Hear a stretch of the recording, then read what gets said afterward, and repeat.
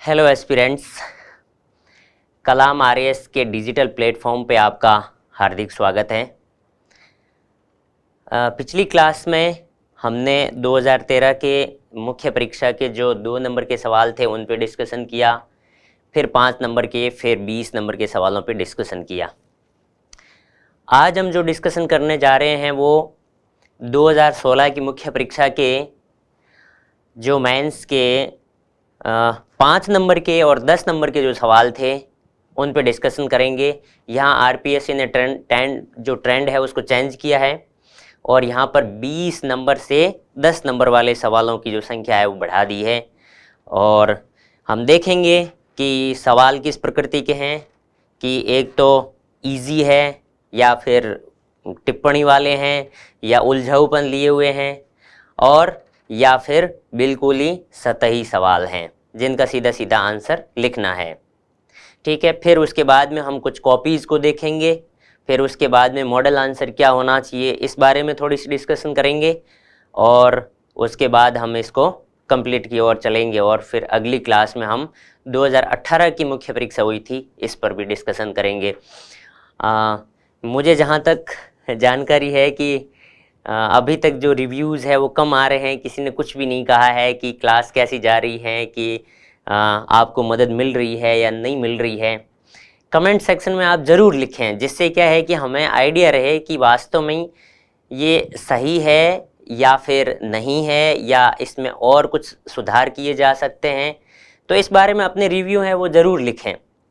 जैसे कि प्रेजेंटेशन का तरीका हमारा कैसा है उस बारे में भी आप बता सकते हैं और यह भी बता सकते हैं कि इसमें क्या सुधार की गुंजाइश है वह भी बता सकते हैं और आपको इसमें मदद मिल रही है या नहीं मिल रही है या सीरियस आप हैं या नहीं है।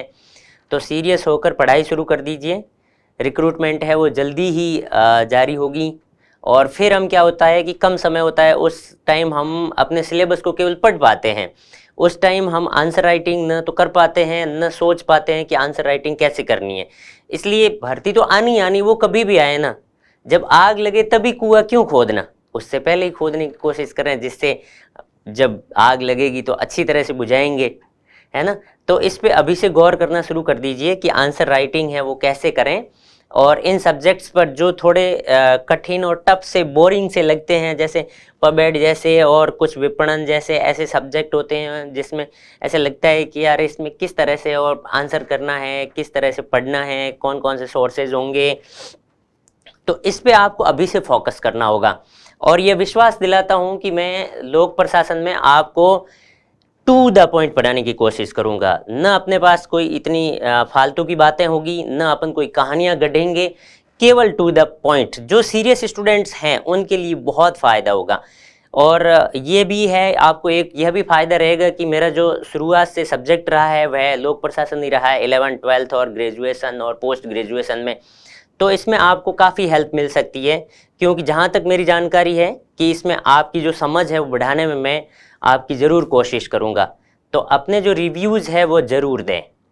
ठीक है, तो हम चलते हैं इस डिस्कशन की ओर और किस तरह से आंसर राइटिंग होनी चाहिए, क्या क्या पॉइंट्स होने चाहिए, इन पे अपन बात करते हैं।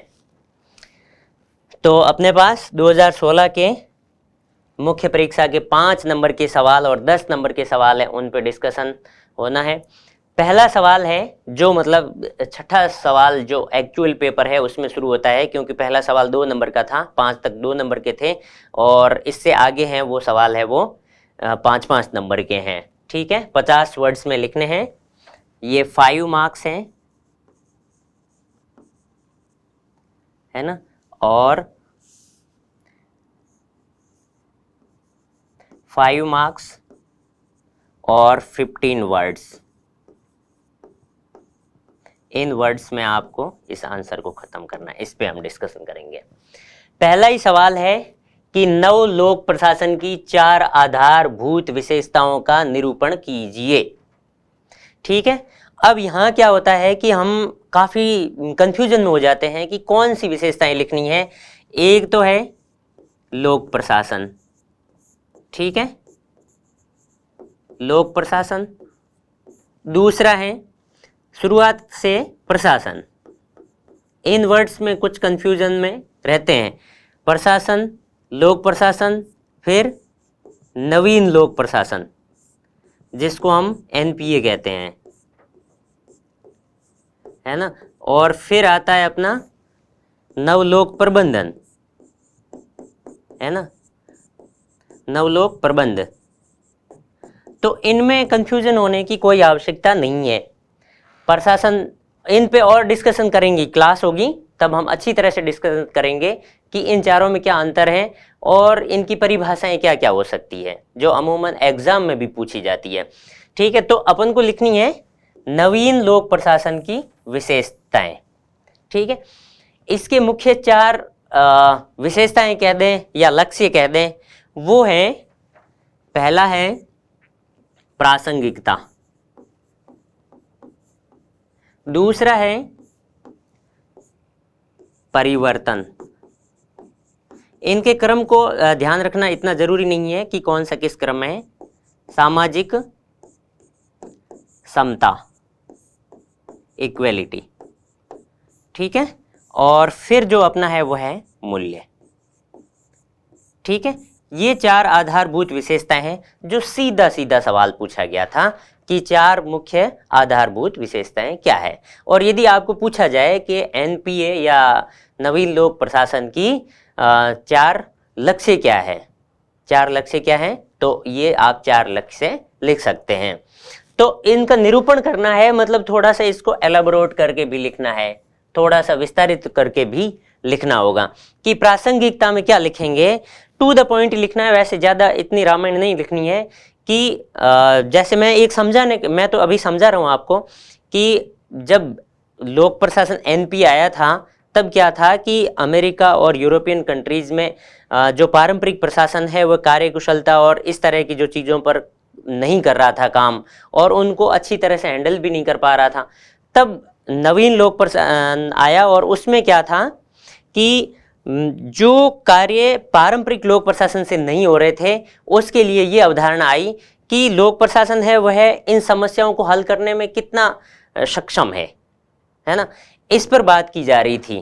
तो प्रासंगिक कितना है, वह रिलेवेंट है या नहीं है इन समस्याओं को इनका समाधान करने के लिए, सॉल्यूशन करने के लिए, है ना। फिर है परिवर्तन, है ना, फिर है सामाजिक समता कि गरीबों, वंचितों, दलितों सबके लिए होना चाहिए। परिवर्तन में ये लिख सकते हैं ग्राहकोन्मुखी, बाजारोन्मुखी, उद्यमी सरकार, इस संबंध में काम चल रहे थे। ठीक है, मूल्य कि एक कोई न कोई, पहले जो पारंपरिक प्रशासन था वह मूल्य मुक्त था और इसमें है वो आदर्शात्मक है और मूल्य युक्त प्रशासन है। मूल्यों से तटस्थ रहकर हम कोई काम नहीं कर सकते, तो इस तरह से लिखना है। फिर इसका अगला देखते हैं कि कैंडिडेट ने आंसर क्या लिखा है। इसमें अच्छे नंबर दिए गए हैं और 3 नंबर हैं 5 में से, है ना। इनको अच्छे नंबर कह सकते हैं हम क्योंकि ये एक आधे से भी ज्यादा है। तो इन्होंने लिखा है कि लोक प्रशासन को गत्यात्मक बनाकर, समय सापेक्ष बनाकर जड़ता खत्म करना है, औचित्यपूर्ण बनाना है कि ये उचित है या नहीं है, इन समस्याओं का ये सॉल्यूशन कर सकता है या नहीं कर सकता है, और समय के सापेक्ष बनाना है। ठीक है, दूसरा समता, लोक प्रशासन का उद्देश्य है समता, और यहाँ समता स्थापित करना है जिससे वंचितों, गरीबों को लाभ मिल सके। ठीक है, फिर तीसरा है परिवर्तन, एनपीए परिवर्तनोन्मुखी, ग्राहकोन्मुखी और परिवर्तन का वाहक बनकर लोक कल्याण करे, यह इन्होंने एलाबोरेट किया है। फिर है मूल्य, नैतिकता, संवेदनशीलता से जोड़कर लोकतंत्र करना है, क्या लिखा है जो भी है, ठीक है, स्पष्ट नहीं दिख रहा है, लेकिन लोक कल्याण करना है। ओके, लोक कल्याण करना, थोड़ा सा जहां भी लिखे ना, एक थोड़ा सा आपकी राइटिंग में भी इस तरह से होना चाहिए कि वो क्लियर दिखे। तो यह भी हमें ध्यान रखना है कि हमारी जो राइटिंग है वह भी जो एवोल्यूशन कर रहा है उसको दिखे। ठीक है, अगले कैंडिडेट ने क्या लिखा देखते हैं। बहुत सुंदर राइटिंग में है और कुछ लोग हो सकता है कि पहचान भी सकते हैं कि किन की कॉपी है ये। ठीक है, तो नवलोक प्रशासन की 4 आधारभूत विशेषताओं में पहला है प्रासंगिकता। नवलोक प्रशासन प्रशासनिक सिद्धांतों, कार्यों, उद्देश्यों को समाज के परिप्रेक्ष्य में प्रासंगिक बनाना चाहता है। ठीक है, कि जो स्थितियां हैं उन स्थितियों को वह रिलेवेंट करके उनका समाधान कर सकें। इनमें इनको 4 नंबर दिए गए हैं, बहुत ही अच्छे नंबर दिए गए हैं। ठीक है, दूसरा है मूल्य। प्रशासन का संबंध व्यक्तियों और उनके व्यवहार कल्याण है, अतः प्रशासन को इस संदर्भ में मूल्य युक्त होना चाहिए। ठीक है, मूल्य युक्त की बात करता है, और पारंपरिक प्रशासन था वो मूल्य मुक्तता की बात करता था, मूल्य विहीनता। सामाजिक समता, जिसमें समाज में समता आधारित मूल्यों को बढ़ावा देना। मतलब इसमें आपको ये लिखना था कि लोक कल्याण, जैसे वंचित, दलित, शोषित जो भी है उन वर्गों को भी न्याय दिलाना है और उनका भी विकास करना है। फिर है सामाजिक परिवर्तन। प्रशासन को सामाजिक परिवर्तन का वाहक बनाना व यथास्थिति शोषण अभिवादी प्रवृत्तियों को रोकना है। ठीक है, कुल मिला के अच्छा आंसर लिखा है और 4 नंबर मिले हैं। लेकिन हम इससे थोड़ा सा हटके भी इस तरह से लिख सकते हैं, 4 हेडिंग्स भी डाल सकते हैं और बिना हेडिंग्स भी, यदि मान लीजिए अपन को थोड़ा सा आइडिया हो कि केवल आइडिया ही है, मैंने उस हिसाब से लिखा है, बाकी इस हिसाब से भी लिख सकता था मॉडल आंसर। लेकिन एक आइडिया अलग से देना है कि उसमें विशेषताएं हैं वो अलग आ जाए, क्योंकि हो सकता है कभी कभी ऐसा भी मान लिया जाता है कि ये लक्ष्य लिख लिए इन्होंने। ठीक है, देखिए पहला है प्रशासनिक स्व विवेक का उचित प्रयोग करते हुए समाज के निर्बल वर्गों के हितों की रक्षा की जानी चाहिए। पहली विशेषता नवीन लोक प्रशासन की है। अब इसमें आप हेडिंग डाल सकते हैं समता, है ना, समाज के जो निर्बल जो व्यक्ति हैं उनकी। दूसरी है सामाजिक, आर्थिक, राजनीतिक, तकनीकी परिवेश बदल रहे हैं, अतः प्रशासन को इसके अनुसार कार्य करना चाहिए। मतलब प्रासंगिकता, है ना, प्रासंगिकता। फिर प्रशासन के उलझाऊ व अनगिनत कार्यों को संपन्न करने के लिए तकनीक और प्रौद्योगिकी का प्रयोग करना चाहिए, यह भी प्रासंगिकता में आ गया। प्रशासन में जन भागीदारी और अधिकतम स्थान होना चाहिए, ये मूल्य और सामाजिक समता में आ गया। तो इस तरह से आप एक क्लियर कट लिख सकते हैं कि इसमें क्या आंसर होना चाहिए। और फिर ऐसा है कि जरूरी नहीं है कि आपको हेडिंग्स पता हो और आपको लिखना है इस तरह से आंसर, तो इस तरह से भी लिखा जा सकता है। और इस तरह की मैंने कॉपी, कई लोगों की कॉपी देखी, उसके बाद में एवेल्यूएट किया है कि ये भी एक तरीका हो सकता है, जिससे उनको भी उसमें 4.5 नंबर तक प्राप्त हुए हैं। ठीक है, इसके साथ साथ में आप भी आंसर लिखिए, और आंसर लिखने के बाद में आप यह भी कर सकते हैं कि ऑनलाइन जो अपनी क्लास चल रही होती है उस टाइम आप उस आंसर को लिखकर उसमें आप डाल भी सकते हैं, जिससे हम जो हैं टीम में वो आपकी जो आंसर्स हैं उनको देखेंगे कि आपने आंसर कितना अच्छा लिखा है, उसमें आपकी क्या गुंजाइश बनती है। तो कमेंट सेक्शन में आप अपनी कॉपी भी शेयर कर सकते हैं लिखकर। ठीक है, चलिए अगले सवाल की ओर। दूसरा सवाल है राज्यपाल की स्वविवेकीय शक्तियां, अन्य शक्तियां नहीं, स्वविवेकीय डिस्क्रिएशन उसकी कौन कौन सी शक्तियां हैं जिससे वह सिर्फ अपने हिसाब से निर्णय ले सकता है। ठीक है, अब स्व विवेकीय शक्तियां कौन कौन सी हो सकती है कि कोई भी मुख्यमंत्री या किसी को भी बहुमत नहीं मिला है, विधानसभा में बहुमत नहीं मिला, तो वह क्या कर सकता है कि किसी भी व्यक्ति को मुख्यमंत्री बना सकता है, या किसी भी दल को है वह मुख्यमंत्री पद के लिए आमंत्रित कर सकता है। ठीक है, किसी भी व्यक्ति को मुख्यमंत्री बना सकता है। दूसरी कि वह कोई भी विधेयक जो विधानसभा पारित होकर राज्यपाल के पास आता है तो वह राष्ट्रपति की स्वीकृति के लिए भी रख सकता है, अपने पास रख सकता है। फिर इस तरह से वह किसी विधेयक को अपने पास आ गया है उसको राष्ट्रपति के पास भेज सकता है। राष्ट्रपति भी क्या करते हैं कि उनको या तो वापस भेज सकते हैं या अपने पास में भी रख सकते हैं। ठीक है, इस तरह से राज्यपाल की कुछ स्वविवेकीय शक्तियां हैं जिसके आधार पर वह, और कुछ में जैसे मान लीजिए विफल लगता है उनको प्रशासन की, राज्य का शासन है वह अच्छी तरह से नहीं चलाया जा रहा है, तो वह राष्ट्रपति को सिफारिश भी कर सकता है राष्ट्रपति शासन के लिए। तो हम देखते हैं कौन कौन से इनके शक्तियां है। पहली है अनुच्छेद 163 के अनुसार कुछ मामलों में विवेक से कार्य करेगा, विधानसभा के विघटन और बहुमत के अभाव में सीएम के चुनाव। और फिर है 200 और 201 के तहत विधेयक को राष्ट्रपति को प्रस्तुत करना। ठीक है। तीसरा है केंद्र के विषयों पर राज्य को निर्देश देने के संबंध में। ठीक है। और फिर है प्रशासन व वैधानिक मामलों में, प्रशासनिक और वैधानिक मामलों में राज्यपाल को सूचना देना। ठीक, ये तो कार्य हो गया मुख्यमंत्री का या कैबिनेट का कार्य हो गया। इसमें तो लिख दिया है, ठीक है, राज्यपाल को सूचना देना ये राज्यपाल की शक्ति के अंतर्गत नहीं आता है।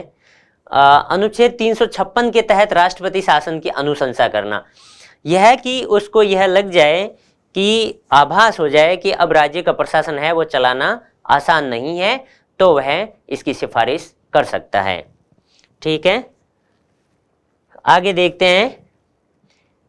इनमें देखो प्रेजेंटेशन में काफी फर्क है। अभी प्रेजेंटेशन पॉइंट्स में नहीं लिखे हैं। जैसे सवाल क्या था कि कोई पांच नहीं शक्तियां ही थी, तो हम ऐसा करते हैं कि इनको या तो बुलेट पॉइंट्स में लिख सकते हैं इस तरह से, ताकि उनको स्पष्ट रहे। इस तरह से लिख सकते हैं, या हम 1, 2 और 3 इस तरह से भी लिख सकते हैं, या इस फॉर्मेट में भी लिख सकते हैं जिनको स्टार बना के हम कहते हैं। ठीक है, या इस फॉर्मेट में भी हम लिख सकते हैं। तो हमारे पास कई सारे फॉर्मेट्स हैं जिनमें हम लिख सकते हैं, या फिर हम कै, खे और गे इस तरह से करके भी इनको बिंदु में लिख सकते हैं।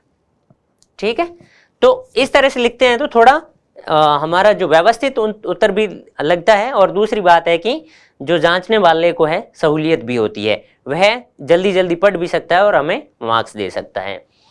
तो किसी भी राज्य में जब आम चुनावों के बाद यदि किसी भी दल को बहुमत ना मिले, तो राज्यपाल अपने सुविवेक के आधार पर किसी भी दल को सरकार बनाने के लिए आमंत्रित कर सकता है। पॉइंट नंबर 1, सामान्यतः वह सबसे बड़े दल को आमंत्रित करता है, लेकिन विशेष परिस्थितियों में इसका उल्लंघन भी कर सकता है। इसके अतिरिक्त वह राज्य विधायिका द्वारा पारित कानूनों को राष्ट्रपति की स्वीकृति के लिए भी भेज सकता है। 2 पॉइंट है, कम से कम 3-4 पॉइंट्स होने चाहिए। फिर भी अच्छे मार्क्स दिए हैं, 3 नंबर दिए गए हैं इस आंसर में। ठीक है, अब हम देखते हैं कि आंसर किस तरह का होना चाहिए और क्या क्या चीजें इसमें आनी चाहिए। पहला है, यदि विधानसभा चुनाव में किसी भी दल को पूर्ण बहुमत नहीं मिला हो, तो वह अपने विवेक से किसी भी व्यक्ति को मुख्यमंत्री पद के लिए आमंत्रित कर सकता है। 1, फिर दूसरा कि अनुच्छेद 200 के तहत राज्यपाल विधानमंडल द्वारा पारित विधेयक को पुनर्विचार हेतु भेज सकता है, यदि चाहे तो राष्ट्रपति के विचार हेतु आरक्षित भी कर सकता है। पॉइंट नंबर 2, फिर तीसरा कि वह मुख्यमंत्री से प्रशासन संबंधी विषयों पर जानकारी मांग सकता है। इस चीज को इस तरह से लिखना चाहिए था, जिसमें लिखा था ना कि प्रशासन से संबंधित जानकारी, सूचना देना नहीं, ये सूचना मांग सकता है। इसमें काफी फर्क पड़ता है। तो ये पॉइंट नंबर 3। फिर चौथा पॉइंट है कि वह केंद्र को सिफारिश कर सकता है कि राज्य का शासन संविधान के उपबंधों के अनुसार चलाना संभव नहीं है, अतः राष्ट्रपति जो शासन है वो लगा दिया जाए। तो पॉइंट 4, कम से कम 3-4 पॉइंट्स आपके इसमें होने चाहिए। और मेरा मानना तो ये है कि यदि 5 अंक का है तो 5 पॉइंट्स तो कम से कम आप डाल ही दीजिए, जिससे आपकी स्पष्टता झलके उसमें। ठीक है, तो इसमें क्लियर। फिर हम चलते हैं अगले क्वेश्चन की ओर।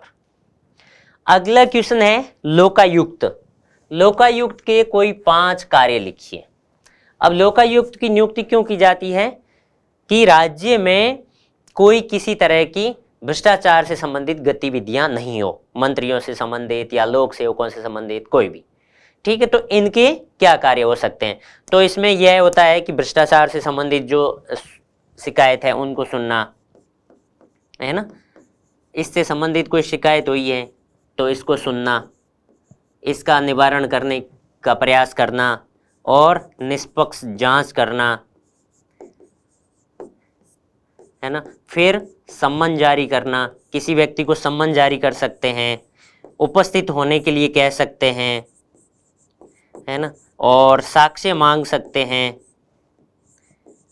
और दस्तावेज कोई किसी तरह से हैं वे भी मांग सकते हैं,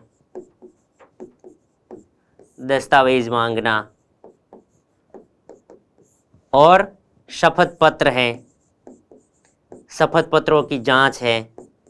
तो इस तरह के कार्य हैं वो, और फिर अपना प्रतिवेदन है वो राज्य सरकार को देना। तो ये कई सारे कार्य हैं वो लोक सेवक के हैं। ठीक है, तो अपन चलते हैं जल्दी से कि इसमें क्या आंसर लिखा गया है। पहला लिखा है कि प्रशासन के संबंध में भ्रष्टाचार की शिकायत सुनना और निस्तारण समय पर करना। ठीक। दूसरा, भ्रष्टाचार व कुछ प्रबंध के संबंध में अपनी कार्यवाही की रिपोर्ट राज्यपाल को देना। ठीक है। कुछ राज्यों में स्वयं प्रशासन लेकर भ्रष्टाचार स्वतः, ये यहां यह लिख सकते थे, स्वतः संज्ञान, स्वतः संज्ञान लेकर। ठीक है। और राज्यों में गुड गवर्नेंस का कार्य करना, वॉच डॉग की भूमिका, जनता में जागरूकता लाना। और इन्होंने एक कॉलम बनाकर यह भी डाला है कि 1800 में ये स्वीडन में और 1973 में है वो राजस्थान में ये शुरुआत हुई। सज्जन सिंह कमेटी ने शुरुआत की थी।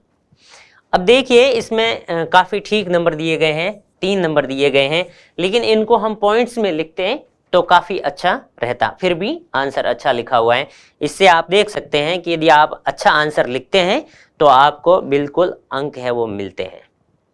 ठीक है, इसमें कोई घबराने की ज़रूरत नहीं है कि हमने बहुत पढ़ा, बहुत लिखा। आप टू द पॉइंट लिखते हैं तो आपको अच्छे नंबर मिलते हैं। और आपके माइंड में यदि इससे भी क्लियर हैं तो आपको अधिक नंबर ही मिलेंगे, कम नहीं मिलेंगे। हाँ, फिर है, इन्होंने लिखा है मुख्यमंत्री को छोड़कर मंत्रियों और लोक सेवकों के विरुद्ध भ्रष्टाचार की जांच करना इसका प्रमुख कार्य है। ठीक, नंबर 1। दूसरा है अपने कार्य के संबंध में राज्य सरकार को प्रतिवेदन भेजना। ठीक है, यह भी अच्छा है। भ्रष्ट और लिप्त लोक सेवकों के विरुद्ध कार्यवाही करना, यह तो इसके साथ में भी आ सकता था। पॉइंट जो है वो रिपीट भी आपका नहीं होना चाहिए, क्योंकि रिपीटेशन से थोड़ा सा ऐसे लगता है कि डबल लिखा गया है, या फिर भूल गए हैं, या फिर उन्हें पॉइंट्स बढ़ाने थे। इस तरह से थोड़ी वो जो मानसिकता है वो सेट हो जाती है। फिर है राज्य सरकार को भ्रष्टाचार रोकथाम के उपाय सुझाना। ठीक है, फिर क्या है कि अपन को पॉइंट याद नहीं होते हैं तो हम इस तरह की चीज़ भी लिख सकते हैं। तो इन्हें 3.5 नंबर दिए गए हैं, अच्छे नंबर दिए हैं। आगे चलते हैं आगे वाले प्रश्न पर। अगला, हाँ, इसका जो मॉडल आंसर है इस तरह से हो सकता है। पहला है राज्य से प्राप्त किसी भी प्रकार की शिकायत की निष्पक्ष जांच करना, नंबर 1। दूसरा है लोकायुक्त स्वतः संज्ञान से भ्रष्टाचार की जांच करता है। उसे लगता है कि किसी मामले में किसी लोक सेवक द्वारा या किसी मंत्री द्वारा भ्रष्ट गतिविधि में लिप्तता है तो उसकी जांच की जा सकती है। फिर किसी भी व्यक्ति को सम्मन जारी करना तथा हाजिर करना और शपथ की परीक्षा करना। फिर शपथ पत्रों पर साक्ष्य प्राप्त करना और किसी दस्तावेज के प्रकटन और प्रस्तुतिकरण की अपेक्षा करना। तो ये चीजें हैं वो लोक सेवक के कार्य क्षेत्र में आती है। ठीक है, इसके आगे चलते हैं हम। अगला सवाल है विकास, प्रशासन और प्रशासनिक विकास के मध्य अंतर कीजिए। अब हमारा जो प्रेजेंटेशन है वह इस तरह का होना चाहिए, है ना। इधर हम लिख देंगे विकास प्रशासन, इस तरह से कॉपी में विकास प्रशासन, और इधर हम लिखेंगे प्रशासनिक विकास, प्रशासनिक विकास। विकास प्रशासन क्या होता है? विकास प्रशासन की जो अवधारणा है वह इस तरह की वातावरण को तैयार करने से है। इस तरह के लोक प्रशासन की अवधारणा है यह विकास प्रशासन, जिसमें सामाजिक, आर्थिक, राजनीतिक विकास और उनके डेवलपमेंट में, उनका जीवन स्तर लोगों का ऊपर उठाने में इससे संबंध लिया जाता है। जबकि प्रशासनिक विकास है वह प्रशासन जो चल रहा है, उसका तंत्र है, उसकी जो कार्य प्रणाली है उसकी कार्य कुशलता बढ़ाने के लिए और उसमें आमूल परिवर्तन करने के लिए है, जो पारंपरिक कार्यों से संबंधित है और निर्देशित है, नियामकीय है। जबकि ये है वह एक जन सहभागी है, विकास प्रशासन है वो जन सहभागी है, और जिसमें निर्देशित न होकर विकास कार्य जो दैनिक रूटीन के कार्य नहीं है, इसमें कई सारे कार्य आते हैं। इसमें एक बहुआयामी प्रकृति पाई जाती है, जबकि इसमें एक तरह के ही कार्य होते हैं कि कानून का क्रियान्वयन करना।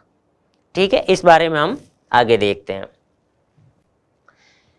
विकास प्रशासन, प्रशासनिक विकास में अंडे मुर्गी का संबंध है, ये रिग्स ने कहा था, जिसमें प्रिज्म और साला मॉडल भी दिया था। ठीक है, पहला है विकास प्रशासन सहज है और प्रशासनिक साध्य है, और यह साधन है कि इसके द्वारा इसे प्राप्त किया जाना है।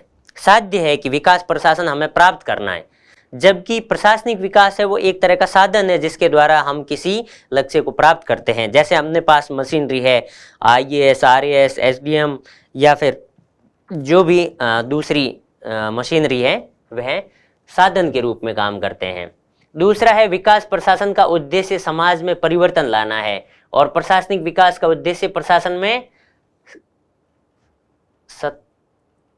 सत्नात्मक प्रक्रियात्मक और व्यवहारगत परिवर्तन लाना है। ठीक है, ये भी सही है, लेकिन इतना जनता भी नहीं है। फिर है प्रशासनिक विकास में बिना विकास प्रशासन संभव नहीं है। जब ये प्रशासनिक विकास नहीं होगा तो विकास प्रशासन नहीं हो सकता, इनका कहना यह है। प्रशासनिक विकेंद्र विकास, थोड़ी सी इनमें राइटिंग में कुछ प्रॉब्लम है जिससे हम क्लियर नहीं पढ़ सकते, अगले में देखते हैं। लेकिन इन्हें एवरेज से भी कम नंबर दिए गए हैं, वो डेड नंबर दिए गए हैं, है ना। मतलब इसमें क्लियर नहीं था, प्रेजेंटेशन तो सही था लेकिन कंटेंट है वो थोड़ा सा क्लियर नहीं था, है ना। आप खुद पढ़ सकते हैं, यदि इस तरह का लिखते हैं तो आपको कम नंबर देने की संभावना बनती है। इसमें देखिए, यह प्रशासन के कल्याणकारी भूमिका को परिभाषित करता है। ठीक है, कल्याण आ गया, 1 पॉइंट। दूसरा, इसका संबंध प्रशासन के उसके संगठन में सुधार से है। वेरी गुड, ये भी सही है, इनका क्लियर, पहला पॉइंट क्लियर है। दूसरा, विकेंद्रीकरण सहभागिता विकास में महत्वपूर्ण भूमिका निभाता है, यह भी क्लियर है। और इसका मुख्य जो प्रश्न है वो प्रशासन में दक्षता, कुशलता और तकनीकी युक्तता लाना है। ठीक है, दोनों ही पॉइंट क्लियर हैं। तीसरा, यह विस्तृत अवधारणा है, एक इसमें बहुआयामी, जैसा कि मैंने पहले भी बताया था कि बहुआयामी अवधारणा है, जबकि यह संकुचित है, संकुचित अवधारणा है। ठीक है, इसमें आम लोगों की भागीदारी होती है, यानी जन सहभागिता, जन सहभागिता, जबकि इसमें आम लोगों की कोई भूमिका नहीं होती है, इसमें केवल प्रशासक या फिर ब्यूरोक्रेट्स है वो शामिल होते हैं। ठीक है, और यह साधन युक्त अवधारणा है और प्रशासनिक विभाग साध्य है, ये गलत लिख दिया है ना। ये साध्य युक्त है, ये तो मान लिया कि साधन युक्त है, इसमें साधन भी आ जाता है, लेकिन ये साध्य है, यह सही नहीं है। साध्य है वो विकास प्रशासन है, वो साधन के रूप में यूज किया जाता है। ठीक है, आगे चलते हैं। मॉडल आंसर क्या होना चाहिए? इतने सारे हैं कि आपको 5-6 पॉइंट्स तो लिखने ही चाहिए, जिससे क्या है कि आपको उनको क्लियर, एक पॉइंट से नहीं लगेगा। आपका एक पॉइंट है, मान लीजिए मिस फायर होता है तो दूसरा पॉइंट आपकी हेल्प कर देता है। ठीक है, पहला ये परिवर्तन निर्देशित है, इसमें परिवर्तन होता है और यह यथा स्थिति है। अब मान लीजिए एक SDM ऑफिस को फिर से रिनोवेट किया जाता है, उसकी कार्यकुशलता को बढ़ाया जाता है, तो इतना बड़ा परिवर्तन नहीं होगा, बल्कि विकास प्रशासन है जिसमें सामाजिक, आर्थिक, राजनीतिक विकास किया जाता है लोगों का, तो ज्यादा परिवर्तनशील है। दूसरा, यह गतिशील है और लचीला है, जबकि पद सोपानिक है और यह कठोर है, इसमें कोई पहल की आवश्यकता नहीं होती, कोई पहल नहीं ले सकता। जैसा काम है, एक फाइल जाएगी क्लर्क से लेकर उच्च अधिकारी तक, तो उसमें कोई विशेष पहल की संभावना नहीं बनती है। यह लक्ष्य प्रभाविता पर बल देता है, ठीक है, लक्ष्य है वो प्रभावित होना चाहिए, जबकि यह कि हमारा लक्ष्य है वो मिलना चाहिए। चलो मान लीजिए कि खर्चा तो हो रहा है, लेकिन लक्ष्य तो हमें मिलना ही चाहिए। जैसे गरीबी दूर करनी है, भूखमरी दूर करनी है, बेरोजगारी दूर करनी है, हमारा जो खर्चा भले ही लग जाए लेकिन वह लक्ष्य है वो प्रभावित होना चाहिए और वह प्रभावी रूप से मिलना चाहिए। और ये जो है वह मितव्ययिता पर कि खर्चा नहीं होना चाहिए, कम खर्चे में काम करना है। ठीक, यह बहिर्मुखी है और यह अंतर्मुखी है। फिर विकेंद्रीकरण पर विश्वास करता है। इसमें विकेंद्रीकरण शक्तियां हैं वो आगे से आगे लोगों को विकेंद्रित और प्रत्यायोजित कर दी जाती है, जबकि इसमें केंद्रीयकरण पर ही विश्वास किया जाता है। इसका सरोकार है नई जिम्मेदारियां कि आज इसमें काम करना है, आज सामाजिक में है, आज आर्थिक रूप में विकास करना है, आज राष्ट्रीय आय है उसको बढ़ाने में काम करना है ना, विभिन्न क्षेत्रों में काम करता है। जबकि इसमें है वह दैनिक कार्यों में केवल रूटीन के कार्य होते हैं और ये जन सहभागीदारी पर आधारित है और ये निर्देशात्मक है, ओनली ऑर्डर मिलता है इनको कि यह काम करना है। तो इस तरह से यदि आंसर लिखते हैं आप, तो अब आपने देखा होगा, पिछले 2 सवाल देख लिए कि इसमें किस तरह से लिखा हुआ था और कितने नंबर दिए, और एक इस आंसर में आपको पता चल गया कि इस तरह से हम लिखते हैं। तो उसमें यदि 3 दिए गए हैं तो इसमें 4.5 या 4 नंबर तो बिल्कुल मिलने हैं, क्योंकि इसमें सारे पॉइंट्स आ गए हैं। तो कम से कम 4 नंबर की गुंजाइश है वह बनती है। और इस तरह का प्रेजेंटेशन है, इस तरह की कंटेंट है, तो आपको अच्छे नंबर मिल सकते हैं। आगे चलते हैं। अगला सवाल है, प्रशासन की तृणमूल इकाई पटवारी है। जी पटवारी जी, तो इस पे टिप्पणी करनी है। अब पटवारियों के लिए क्या टिप्पणी कर सकते हैं, वो तो कहते हैं ऊपर क्या कहते हैं, एक इस तरह का है जो नीचे करतार ऊपर भरतार, इस तरह की ये कहावत है ना, तो वो है ये। तो इनके पास कई सारे कार्य होते हैं। कौन कौन से होते हैं? इनके पास राजस्व से संबंधित कार्य होते हैं, ठीक है। इनके पास आपदा में काम करने के लिए अवसर होता है, ठीक है। और सांख्यिकी से संबंधित जितने भी डेटा दिए जाते हैं वो इनके द्वारा दिए जाते हैं, ठीक है ना। और इनके पास नामांतरण की कभी जो भी सूचना, आर्थिक सूचना या सामाजिक स्ट्रक्चर की सूचना या चुनावों से संबंधित, है ना, और अकाल राहत से संबंधित कार्य हों तो भी इनको कॉल किया जाता है ना। तो इनके पास मल्टी डायमेंशनल कार्य हैं।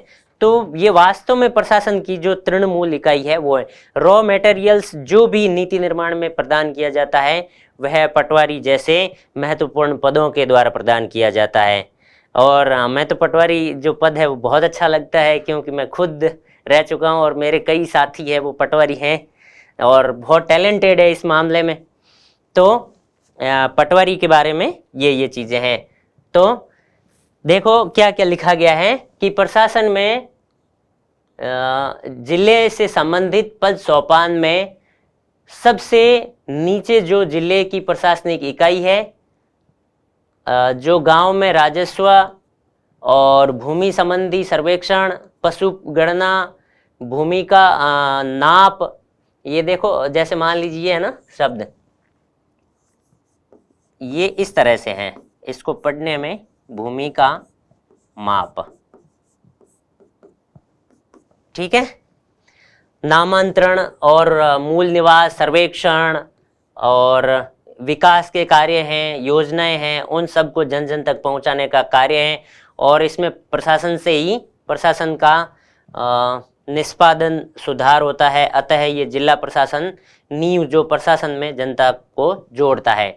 इसमें 3 नंबर दिए गए हैं और यहाँ इन्होंने एक हायरार्की बनाई है। जिला प्रशासन, कलेक्टर, एडीएम, एसडीएम, फिर तहसीलदार, नायब तहसीलदार, आरआई और पटवारी के बारे में बताया है। तो पटवारी है वो निचले स्तर पर हैं। ये अच्छी बात है, लेकिन थोड़ा सा क्लियर होना चाहिए। अगला देखते हैं कि अगले कैंडिडेट ने क्या लिखा है। पटवारी कलेक्टर, एसडीएम, तहसीलदार के कार्यों को वास्तविक धरातल पर लाने वाली इकाई है।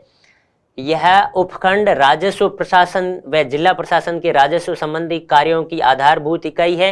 राजस्व का संग्रहण करना, भू अभिलेखों का निर्माण व संधारण करना, आपदा स्थिति में गांव के स्तर पर सहायता करना संबंधी कार्य करना, कृषि संकट और फसलों के नुकसान आदि के संबंध में विविध कार्यवाहियां संपन्न कर प्रशासन की तृणमूल संस्था के रूप में कार्य करता है। इसको इनमें 3 नंबर दिए गए हैं। काफ़ी चीज़ें इन्होंने लिखी है, लेकिन थोड़ा सा क्लियर हो ना पढ़ने में तो अच्छा लगे, या फिर टू द पॉइंट हो तो भी अच्छा लगता है। लेकिन टिप्पणी करनी थी तो हम थोड़ा सा उस पॉइंट्स में इसको प्रेजेंट नहीं कर सकते। अब जैसे पटवारी राजस्व प्रशासन की नींव माना जाता है क्योंकि वह गांवों की संपूर्ण भू संपत्ति का अभिलेख रखता है। वह राजस्व संग्रह का कार्य समयबद्ध तरीके से करता है। पटवारी आपदा जैसे आगजनी बाढ़ इसमें भी कार्य करता है। धरातल की स्थितियों में संप्रेषण और उच्चतर स्तर तक करता है। वह भूमि सुधार, राजस्व अभियानों, विकास योजनाओं, कार्यक्रमों को धरातल स्तर पर लागू करता है। वह सांख्यिकी संबंधी जनगणना, पशुगणना जैसे आंकड़े सरकार को उपलब्ध कराने में सहयोग करता है जिससे आगामी योजनाएं बनाई जा सके। उक्त भूमिका के कारण पटवारी को प्रशासन की तृणमूल इकाई कहा जाता है। तो इतने सारे पॉइंट्स हैं। आपको जितने पॉइंट्स आने चाहिए कम से कम इसमें 7 से 8 पॉइंट्स तो आपको डालने ही है, जिससे स्थिति क्लियर हो कि वह राज्य प्रशासन की जो तृणमूल इकाई किस तरह से है। ठीक है, आगे चलते हैं।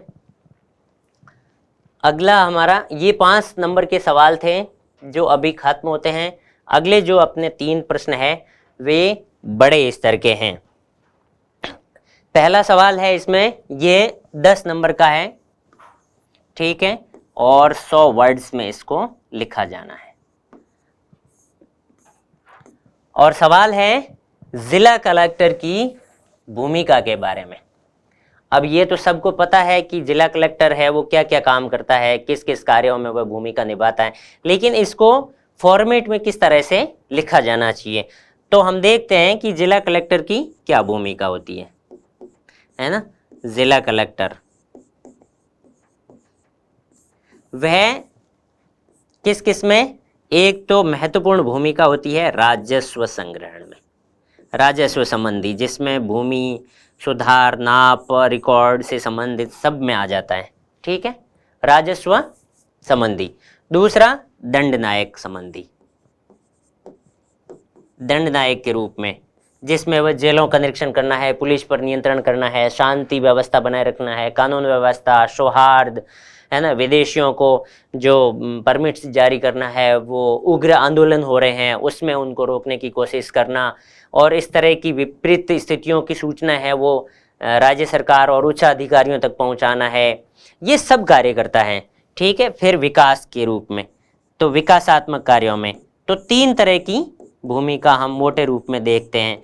लेकिन फिर हम देखते हैं कि आपदा के संबंध में भी इनकी महत्वपूर्ण भूमिका होती है कि जान माल की हानि नहीं हो, लोगों को समय पर सामग्री उपलब्ध हो और किसी तरह की अव्यवस्था नहीं हो। इस तरह के कार्यों में प्रोटोकॉल्स के कार्य होते हैं कि यदि कोई ऑफिसर्स हैं वो विजिट करते हैं या नेता है वो विजिट करते हैं तो उस टाइम उनको विजिट करवाना है।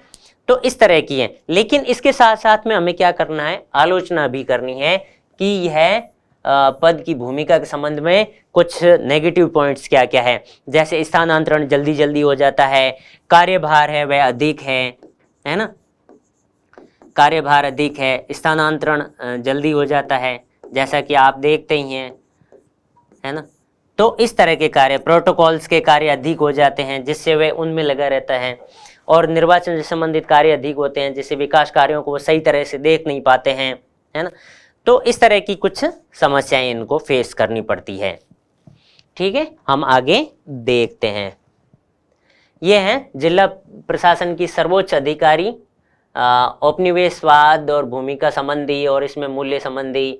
वर्तमान प्रशासन लोक कल्याणकारी हो गया है जिसमें राजस्व संबंधी कार्य लिखा गया है, विकास संबंधी, समन्वय संबंधी, न्यायिक कार्य, है ना, फिर चुनाव संबंधी कार्य है, जनगणना के कार्य हैं, लाइसेंस संबंधी कार्य हैं, 144 धारा लगानी है, और विकास में मजिस्ट्रेट पावर को प्रशासन है, पीपीपी मॉडल है, दबाव समूह है, एनजीओ आदि के उद्भव उनकी भूमिका निहित किया है, वैश्वीकरण। ये मतलब आलोचना इसके साथ साथ में लिखी गई है। अतः विकास प्रशासन में कलेक्टर की भूमिका सीमित हुए हैं। इनको इसमें 5 नंबर दिए गए हैं, है ना। ठीक है, अगले सवाल की ओर चलते हैं। कि जिला प्रशासन में जिला कलेक्टर जिले का सर्वोच्च अधिकारी होता है, सामान्य प्रशासन और विभिन्न विभागों में कार्यालयों पर नियंत्रण स्थापित करता है, अनुशासन की दृष्टि से सभी विभागों कलेक्टर के प्रति उत्तरदायी होते हैं, है ना, ठीक है, क्योंकि वह उनका क्या करता है, नियंत्रण भी करता है, पर्यवेक्षण भी है, और विभिन्न जो विभाग हैं उनके बीच में, उनकी गतिविधियों के बीच में समन्वय भी स्थापित करता है। तो ये उनके जो कार्यालयीय पद्धति है, कार्यप्रणाली है, उनसे संबंधित भी कार्य करता है। ठीक है, कलेक्टर है वो पटवारी, गिरदावर, कानून को आदि पर नियंत्रण स्थापित करता है और आवश्यकता अनुसार इनका स्थानांतरण भी करता है। जिला स्तर पर विभिन्न अधीनस्थ कर्मचारियों के मध्य एक यहाँ ये देखी बात कि हम यहाँ केवल अभी तक नियामकीय कार्यों के रूप में देख रहे हैं, लेकिन यदि इस इतना सारा स्पेस चला गया अपनी कॉपी का, तो इसका भी ध्यान रखें कि स्पेस के साथ साथ अपने जो पॉइंट्स है वो भी सही ढंग से आने चाहिए, जिसमें 3-4 मल्टीपल भूमिकाओं वाले पॉइंट्स आ जाने चाहिए थे अब तक। जैसे दंडात्मक है, विकासात्मक है, राजस्व संबंधी है, उसमें राजस्व संबंधी 5-7 कार्य लिख सकते हैं, विकासात्मक कार्यों के रूप में भी लिख सकते हैं, तो काफी अच्छा रहता।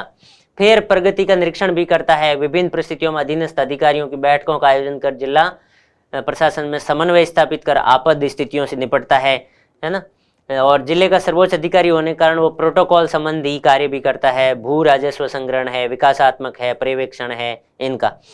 ठीक है, यद्यपि यह सर्वोच्च समन्वय अधिकारी है, लेकिन विभिन्न विभागों के कार्यालयों में इसके हस्तक्षेप से प्रतिष्ठा में ठेस पहुंची है और सामान्य विवाद, लेकिन अभी भी इनमें इनको 5 नंबर दिए गए हैं। इसलिए दिए गए हैं क्योंकि इसमें एक तो प्रेजेंटेशन सही नहीं था, थोड़ा बहुत इस तरह से कोई डायग्राम होता तो एक डायग्राम का भी होना जरूरी था, है ना। इस तरह का कोई एक डायग्राम बना दिया कि आपने यहाँ भूमिका लिख दी, यहाँ 5-7 पॉइंट डाल दिए, जिससे क्या है कि आपका जो आंसर है वो काफी प्रभावी हो जाता है और पढ़ने में भी आसान हो जाता है और कई सारे पॉइंट्स अपने दिमाग में आ जाते हैं। अब जैसे इस आंसर में हम देखते हैं, हालांकि इसमें नीचे जो है लास्ट में मैंने बनाई है। अब क्या है, जिला प्रशासन मुखिया होने के कारण जिला कलेक्टर यहां से ही अपने शुरू हो जाते हैं इनकी भूमिका। एक कानून, राजस्व संबंधी प्रकरणों, विकास कार्यों में महत्वपूर्ण भूमिका निभाता है। अब उसको जांचने वाले को जस्ट ही पता चल गया कि हाँ इसकी भूमिका है वो क्लियर है, किसी तरह की गोलगप नहीं टेकी गई है। ठीक है, फिर है प्रशासक के रूप में इनके क्या कार्य हैं, संपूर्ण जिले की प्रशासनिक व्यवस्था पर नियंत्रण और पर्यवेक्षण करता है। नंबर 1, जिसमें जनता की शिकायतों की जो है वो शिकायतें सुनकर समाधान और निर्देशन करता है। दूसरा, राजस्व संबंधी कार्य है, जिसमें जिले के समस्त राजस्व के संग्रहण जिला कलेक्टर उत्तरदायी होता है। वह राजस्थान काश्तकारी अधिनियम और भू राजस्व अधिनियमों के अंतर्गत कार्य करता है, जो पटवारियों को अधिक अच्छी तरह से पता है ना, 2 कानूनों का। फिर दंड नायक के रूप में जिले में शांति, सुरक्षा, कानून, सौहार्द बनाए रखना, पुलिस तंत्र पर नियंत्रण रखना, थानों पर निरीक्षण करना, 144 लागू करना, जेलों का निरीक्षण करना, उग्र आंदोलन नियंत्रण आदि। तो ये इसमें दंड नायक के रूप में कई सारे पॉइंट्स हैं वो ऐड कर दिए गए हैं, जिससे ऐसे लगता है कि वास्तव में ही इन्हें भूमिका पता है। ठीक है, फिर लोक कल्याणकारी कार्य और विकास कार्यों में भूमिका निभाता है।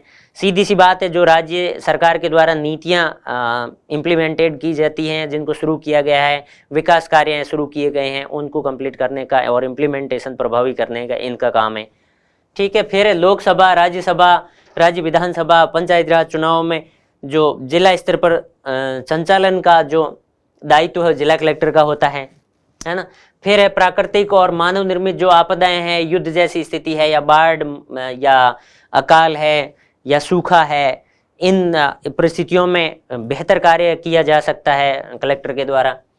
फिर इन कार्यों में नियंत्रण, निर्देशन, समन्वय और पर्यवेक्षण का कार्य किया जाता है। इसके अलावा औपचारिक बैठकों, प्रोटोकॉल, जिले का भ्रमण, विदेशियों को पारपत्र का जारी करने जैसी अहम भूमिका होती है। तो अब ऑलमोस्ट देखा जाए तो जितने भी कार्य हैं कलेक्टर के और जितनी भी भूमिका है उसका उल्लेख यहाँ इन बिंदुओं में किया जा चुका है। इससे क्या हुआ कि इन बिंदुओं से पता चल जाता है कि इन बिंदुओं में इन्होंने क्या लिखा है। ठीक है, आप एक यह भी कार्य कर सकते हैं कि उनको अंडरलाइन भी कर सकते हैं कि ये मैं पॉइंट है वो दिखाना चाहता हूं, लेकिन अधिक भी पॉइंटों के इस तरह की अंडरलाइन नहीं करें जिससे आपकी कॉपी है पूरी अंडरलाइंड दिखाई दे, है ना। फिर यहाँ पर लेकिन जिला कलेक्टर के कार्य निष्पादन में अनेक बाधाएं भी है, जैसे राजनीतिक हस्तक्षेप, बारंबार स्थानांतरण, अधिक प्रोटोकॉल्स, न्यायिक कार्य की पृथकता, है ना, कार्यभार में अधिकता आदि। अब आपको जगह मिल गई कि थोड़ी सी जगह मेरे पास है, ऊपर नीचे आए दाएं बाएं कहीं पर भी, तो आप इस तरह का एक छोटा सा इस तरह से रूपरेखा या डिजाइन बना सकते हैं, जिसमें जिला कलेक्टर निर्वाचन से संबंधित कार्य, प्रशासन, विकास कार्य, राजस्व और दंडात्मक के रूप में, दंड नायक के रूप में। तो इस तरह से यदि आप इस आंसर को फॉर्मेट करते हैं तो बेशक आपको 7 नंबर से अधिक नंबर मिल सकते हैं। 7 और 8 के बीच में तो अच्छी तरह से मिल सकते हैं, ठीक है, और इससे भी थोड़ी सी गुंजाइश कम होगी तो 6.5 के आसपास तो मिलेंगे ही मिलेंगे, ठीक है।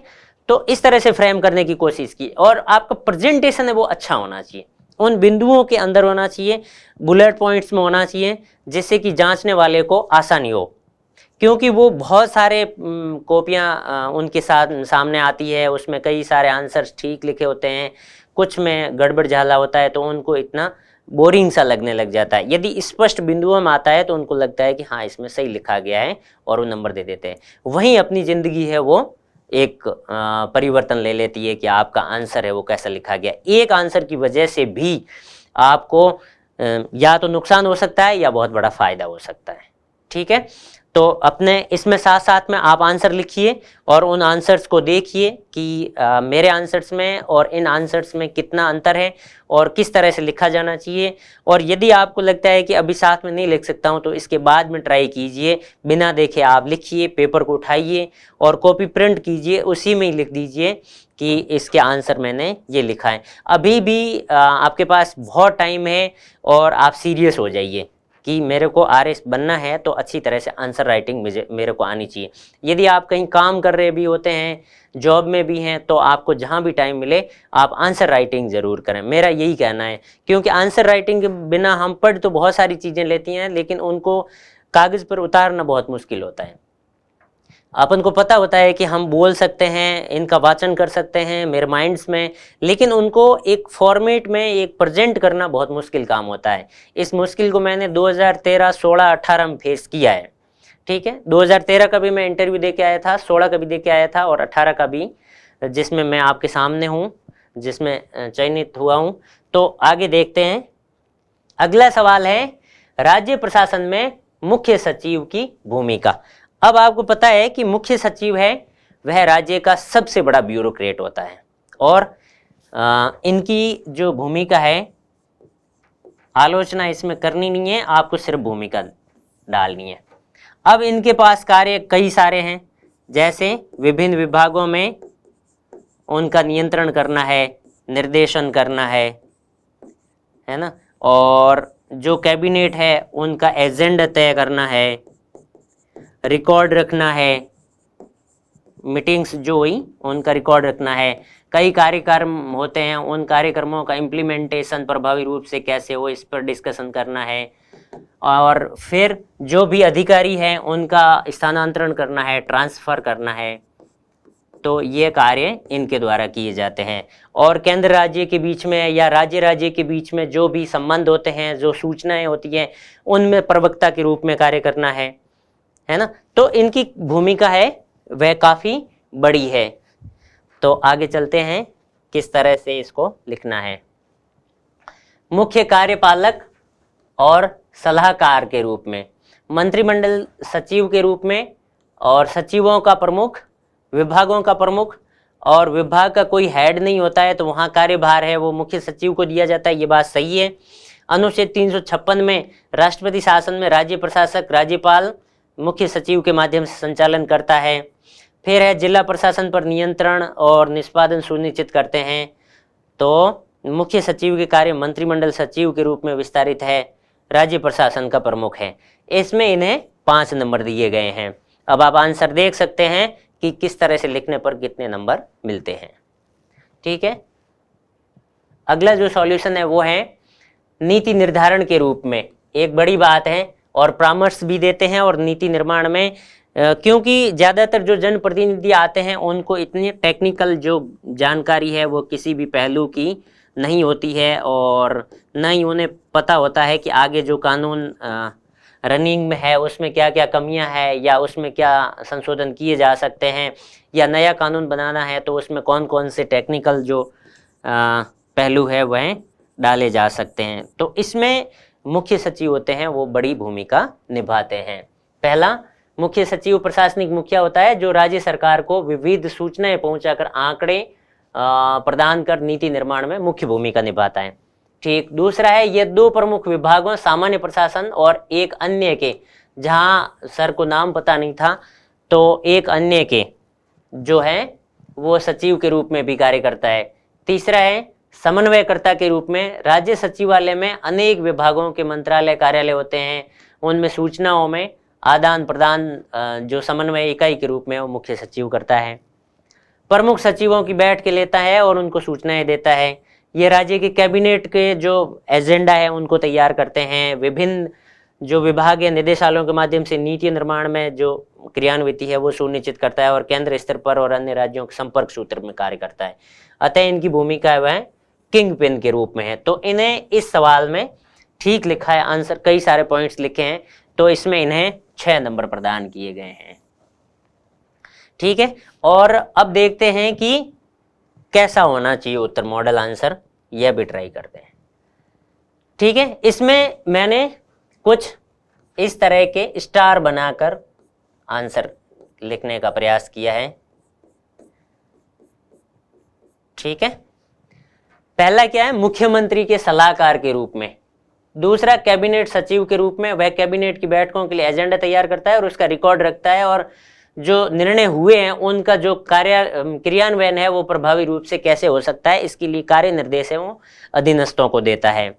ठीक है, कि आज मुख्यमंत्री की बैठक हुई, इसमें निर्णय लिया गया कि आरएएस की भर्ती निकालनी है, तो उसका जो इम्प्लीमेंटेशन है वो अभ्यर्थना भेजनी है, फिर आरपीएससी को देना है, उससे संबंधित काम होते हैं वो करते हैं।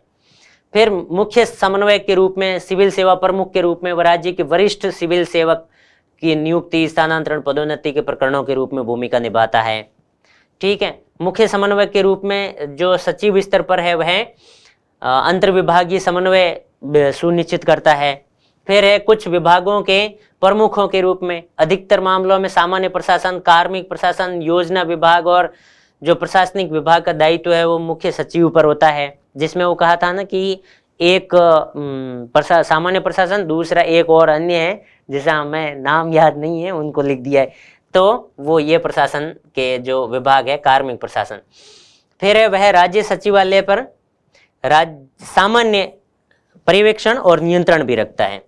फिर है वह राज्य सरकार का, वह केंद्र सरकार और अन्य राज्यों के साथ जो संचार का कार्य है वह करता है और प्रवक्ता भी होता है राज्य का। इस प्रकार विभिन्न रूपों में मुख्य सचिव की भूमिका होती है। ठीक, इस तरह से यदि आप आंसर लिखते हैं तो आपको अच्छे अंक है वो प्राप्त हो सकते हैं। अब अंतिम जो अपना सवाल है वह है, एक स्वतंत्र विषय के रूप में लोक प्रशासन के विकास को अनुरेखित कीजिए।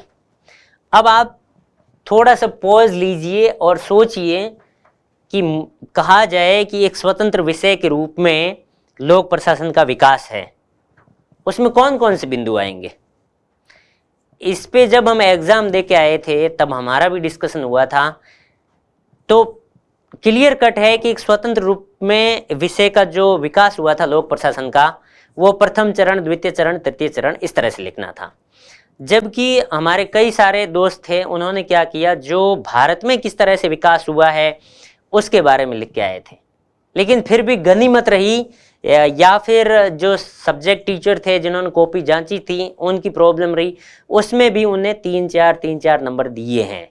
ठीक है, तो इस तरह की गलती नहीं करनी है प्रश्न को पढ़ते टाइम कि स्वतंत्र विषय के रूप में लोक प्रशासन का विकास है वह किस तरह से हुआ है। तो इसमें सिर्फ हमें प्रथम चरण, द्वितीय चरण, जो राजनीति द्विविभाजन, पहला जो था अपना राजनीति प्रशासन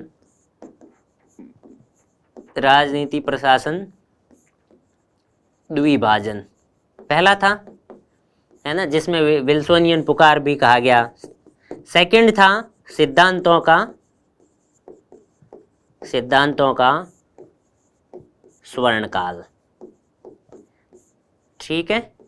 और तीसरा था चुनौतियों का काल, चुनौतियों का काल। और फिर चौथा था पहचान का संकट। और फिर अपना था अंतर्विषयक काल, है ना। तो इनके बारे में लिखना था कि इसमें कौन कौन सी घटनाएं हुई और किस तरह से लोक प्रशासन का है वो विकास हुआ। ठीक है, ये क्लियर है कि कब कब हुआ और कौन कौन से लेखक थे या कौन कौन से विद्वान थे इनमें थे, शुरुआत में क्या हुआ था, उसके बाद में सिद्धांत कौन कौन से आए, उनमें कौन लेखक रहे, कौन सी बुक्स आई, ये सब लिखना था। न कि हमें ये लिखना था कि भारत में सबसे पहले इस यूनिवर्सिटी में हुआ, या लखनऊ में हुआ, नागपुर में हुआ, जयपुर में इस तरह से हुआ, कब से यूपीएससी में इसका यूज लिया जाने लगा वैकल्पिक विषय के रूप में। इन बारे में नहीं लिखकर इस तरह से लिखना था। ठीक है, तो हम देखते हैं कि किस तरह से आंसर लिखे गए हैं। इन्होंने सही लिखा है, 4 नंबर दिए हैं, लेकिन क्लियर नहीं होने की वजह से कि पहला राजनीति प्रशासन द्विविभाजन, ठीक है, वुड्रो विल्सन शुरू की थी 1887 में और 1926 तक इसमें स्टडी ऑफ एडमिनिस्ट्रेशन में कहा गया था। फिर सिद्धांतों का स्वर्ण काल, फिर तीसरा कहाँ लिखा है इन्होंने, तीसरा इसमें नहीं मिल रहा है कहीं, हाँ ये रहा, चुनौतियों का काल। ठीक है, इन्होंने भी इसी तरह से सही लिखा है, काफ़ी में किताबें भी सही लिखी है, कुछ लेखकों के नाम है, बर्नार्ड है, मेयो है, साइमन है। ठीक है, फिर है उथल पुथल का काल कह सकते हैं या पहचान का संकट कह सकते हैं, इसमें लिखा गया है। और फिर है वर्तमान काल, लोक नीति या अंतर्विषयक काल है, जिसके अंतर्गत अनेक विषय जैसे एनपीए, एनपीएम इस तरह के विषय आए थे। हम देखते हैं अगला कि प्राचीन काल से, ये जैसे मैं ये कह रहा था ना, इसमें इस तरह से लिखा गया कि प्राचीन काल में लोक प्रशासन की राजनीति विभाजन के अभिन्न अंग के रूप में समझा जाता था, लेकिन वर्तमान काल में एक स्वतंत्र शैक्षिक विषय के रूप में इनका विकास हुआ है। फिर 19वीं सदी में प्रारंभ में राजनीति प्रशासन द्विविभाजन पर बल दिया गया था और प्रशासन नीति क्रियान्वयन जटिल माना जाए, जिनके समर्थक वुड्रो विल्सन थे, गुडनाउ और ये थे। फिर द्वैत भाव के बाद ये माना गया कि लोक प्रशासन कुछ सिद्धांतों का निर्माण किया जा सकता है। इनको लिखा तो इन्होंने भी ठीक है, लेकिन इनमें चरण लिखने थे। मुख्यतः बात ये थी कि चरणों में इनको बांट कर लिखना था, फर्स्ट, सेकंड, थर्ड, फोर्थ, इस तरह से, ताकि ये काफ़ी ऐसे सही लगता। ठीक है, लेकिन जल्द ही मूल्य निरपेक्षता के इनके समर्थक ये थे और मूल्य निरपेक्षता के कारण कहावतें कहा जाने लगा। फिर लोक प्रशासन शिक्षा मानवीय संबंधों के बल दिया गया, जिसमें एल्टन मेयो का योगदान रहा। 1950 के आसपास हर्बर्ट साइमन, मतलब क्लियर सन नहीं पता होने के बावजूद आप इस तरह से थोड़ा सा, यदि क्लियर नहीं है आपको, क्लियर है तो आपको सन लिखना चाहिए एग्जैक्ट, और क्लियर नहीं है तो आप इस तरह से भी लिख सकते हैं कि इस दशक में, यदि आसपास हैं तो। और फिर यदि इससे भी नज़दीक जाते हैं तो किसी विशेष सन के आसपास भी लिख सकते हैं, है ना। फिर लोक प्रशासन के अंत अनुशासनात्मक अध्ययन पर बल दिया गया, इससे अन्य विषयों के साथ में जोड़। 1968 में मिन्नो ब्रुक हो गए, फिर इसमें नव लोक प्रशासन के ये मूल्य प्रासंगिकता परिवर्तन और ये आ गए। फिर अद्भुत और नव लोक प्रशासन उद्भूत हुआ, मितव्ययिता यानी 3E आ गया, है ना। तो डिजिटल शासन और इस तरह के, लेकिन ये एक विकास यात्रा लिखी है, एक सब्जेक्ट के रूप में विकास यात्रा इस तरह से डिफाइन करके लिखनी थी। ये है जिस तरह से शैक्षणिक विषय के रूप में। प्रथम चरण 1887 से 1926 तक राजनीति प्रशासन द्विविभाजन, इसका सरोकार नीति निर्माण से है और प्रशासन की नीतियों को लागू करने से है। जेएफ गुडनाउ ने कहा कि राज्य की इच्छा को प्रतिपादित करती है, जबकि प्रशासन है वो इच्छा को क्रियान्वित करता है। फिर दूसरा चरण, इसी तरह से तीसरा और चतुर्थ चरण और पंचम चरण में यह पूरा हो जाता है। तो इस तरह से हमें लिखना था। अब आप इस तरह से समझ गए होंगे कि हमें किस आंसर में या किस तरह के प्रेजेंटेशन में, किस तरह की कंटेंट में कितने नंबर मिल सकते हैं। इसका यदि आप अभी से अभ्यास करेंगे, इसकी प्रैक्टिस करेंगे, तो आपकी प्रैक्टिस में आ जाएगा कि किस तरह से आंसर लिखे जाने चाहिए। और जब आप आंसर लिखना शुरू करोगे तभी आप कंटेंट पढ़ पाओगे, नहीं तो कंटेंट आप दुनिया भर की कितनी पढ़ लो, लेकिन उनको समेटना बहुत मुश्किल होता है, उनके जो आंसर्स बनाने हैं वो भी मुश्किल होता है। तो इससे आपको क्या है कि एक आइडिया मिल जाएगा। आप इसको लिखिए और एक फाइल बनाइए, उस फाइल में आप डालते रहिए, रोज सवाल डालते रहिए कि मैंने आज इसकी आंसर राइटिंग की। तो जब आप इसमें एक्सपर्ट हो जाएंगे तो आपको लगेगा कि हाँ, शुरुआत में मैंने आंसर लिखे थे वो काफ़ी ख़राब थे, लेकिन अब इसमें काफ़ी सही है। थोड़ा सा यदि हो सके तो अपनी राइटिंग और हस्तलेखन पर भी ध्यान दें कि मुझे थोड़ी सी उसमें सुधार करना है, ताकि जो शब्द है वो पढ़ाई में और इस तरह से वाचन योग्य हो। ठीक है, तो आपका बहुत बहुत धन्यवाद कि आपने ध्यान से इस क्लास को देखा, और उम्मीद करते हैं कि आप बेटर करेंगे और भावी अधिकारी के रूप में उभर कर आएंगे। Thank you very much.